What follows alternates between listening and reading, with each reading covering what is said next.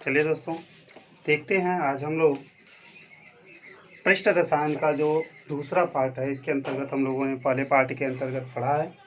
पहले पार्ट में जो है हम लोगों ने जनरल चीज़ें पढ़ा था और अवशोषण, अधिशोषण, इन सब के बारे में।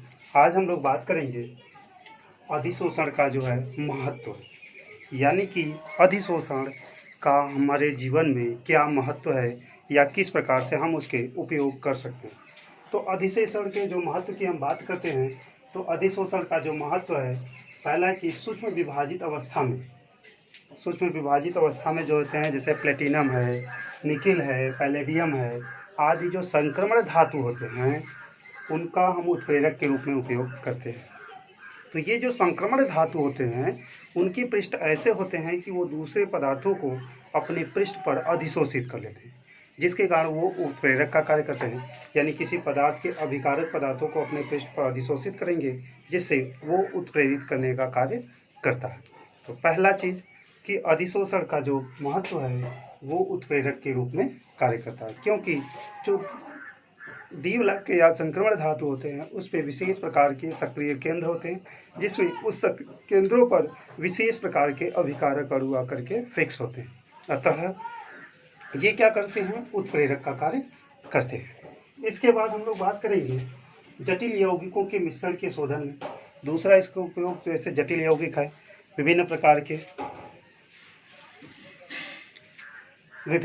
के जो होते हैं हमारे अयस्क जो होते हैं ओ के रूप में पाए जाने वाले जो पदार्थ होते हैं जटिल यौगिकों के रूप में पाए जाते हैं, जैसे गोल्ड है, सिल्वर है। इन सब धातुओं को हम क्या करते हैं, शोधन करते हैं। शोधन कैसे करते हैं, उनका विस्थापन क्रिया करा करके उसको विस्थापित कराते हैं सक्रिय धातुओं की सहायता से, जिससे उनसे हमसे जो होते हैं शुद्ध धातु प्राप्त हो जाते हैं।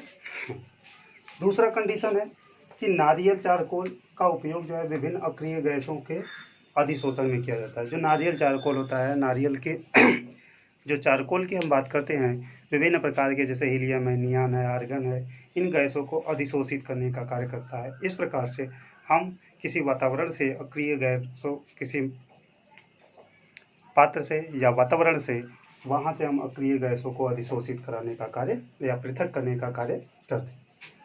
चौथा पॉइंट जो इसका महत्व की बात करते हैं, तो जंतु जो चारकोल होता है एवं अस्थि चारकोल, जंतु चारकोल एवं अस्थि चारकोल तथा कई उत्पादों के रंग उड़ाने में भी उपयोग किया जाता है। कोलाइडो का जो है उपयोग करेंगे, विभिन्न प्रकार के चाहे जंतु चारकोल है, अस्थि चारकोल है, उसके रंग उड़ाने में भी इसका उपयोग किया जाता है।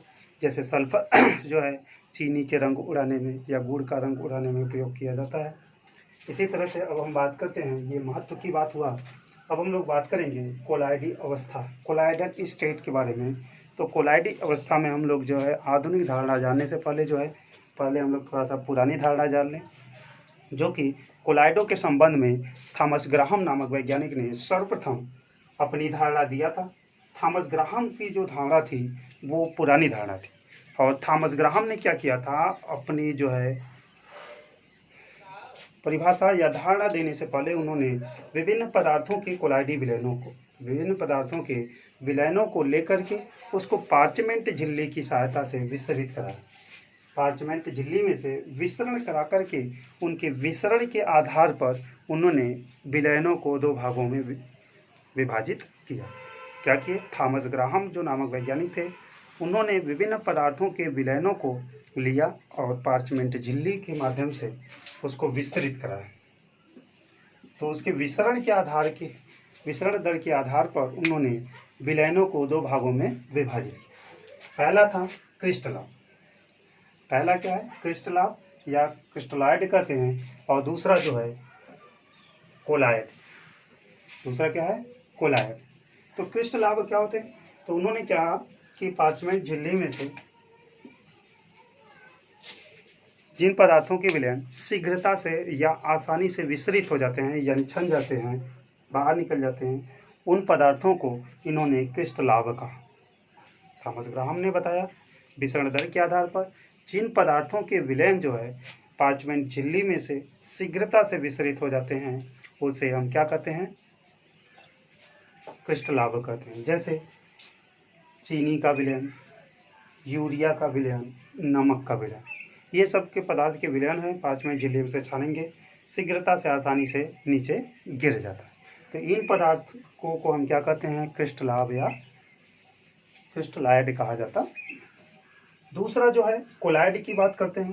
तो कोलाइड क्या होते हैं, कोलाइड के बारे में इन्होंने बताया था कि वे पदार्थ जिनके विलयन पार्चमेंट झिल्ली से विसरित नहीं होते अथवा बहुत धीरे धीरे विसरित होते हैं, उसे हम क्या कहते हैं, कोलाइड कहते हैं।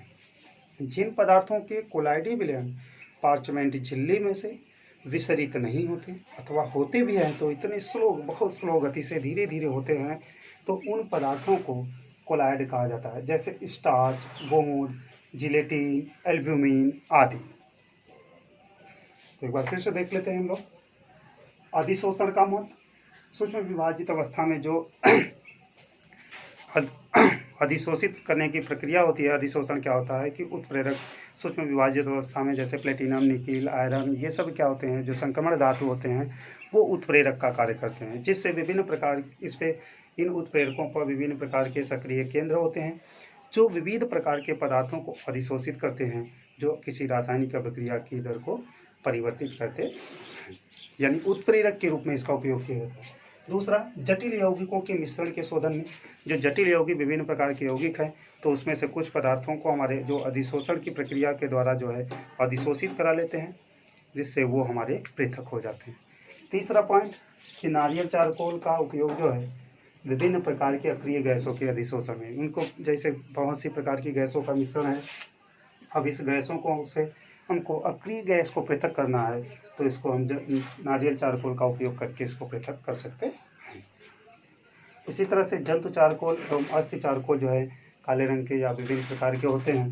कई अन्य उत्पाद होते हैं, उनके भी रंग उड़ाने में जो है हम इसका उपयोग कर सकते हैं, जैसे हम सल्फर का उपयोग कर सकते हैं।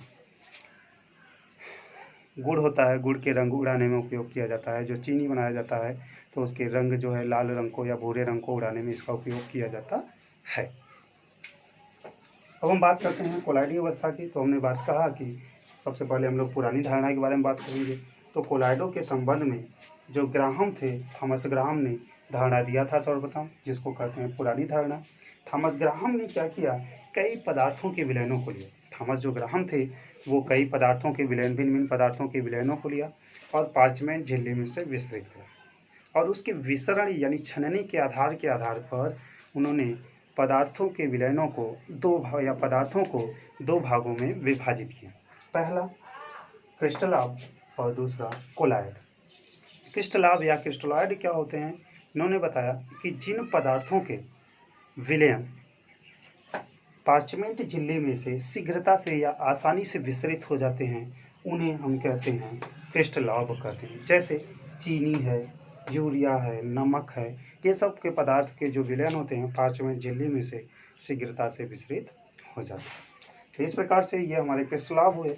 कोलाइड क्या होते हैं कि जिन पदार्थों के विलयन पार्चमेंट झिल्ली में से बहुत धीरे धीरे विसरित होते हैं अथवा विसरित नहीं, उन्हें हम क्या कहते हैं, कोलाइड कहते हैं।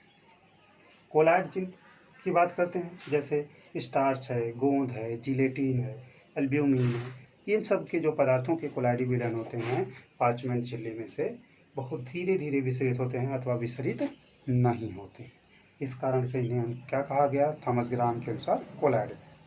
तो देखिए दोस्तों, थोड़ा सा वीडियो इधर बीच कई दिनों से नहीं आ रहा था कुछ कारणों की बस, लेकिन अब से फिर से रेगुलर हो जाएगा।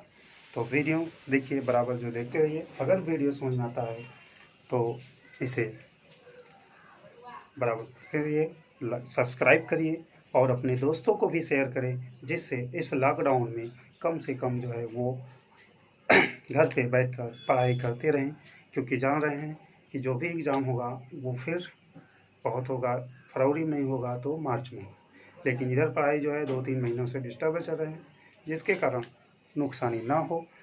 जब भी होगा, अब क्लासेज लगभग मान के चलिए कि जिस प्रकार से देखा जा रहा है, लग तो रहा यही कि जुलाई से पहले क्लासेज स्कूल का स्टार्ट ना हो सके। तो इस प्रकार से अपने दोस्तों को भी शेयर करें, जिससे कुछ घर पे बैठकर पढ़ते रहें।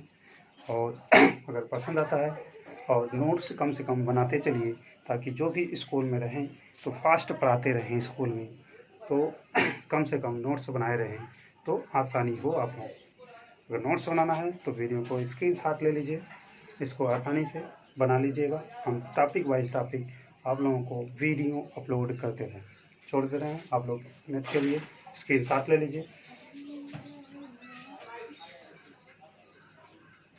Thank you.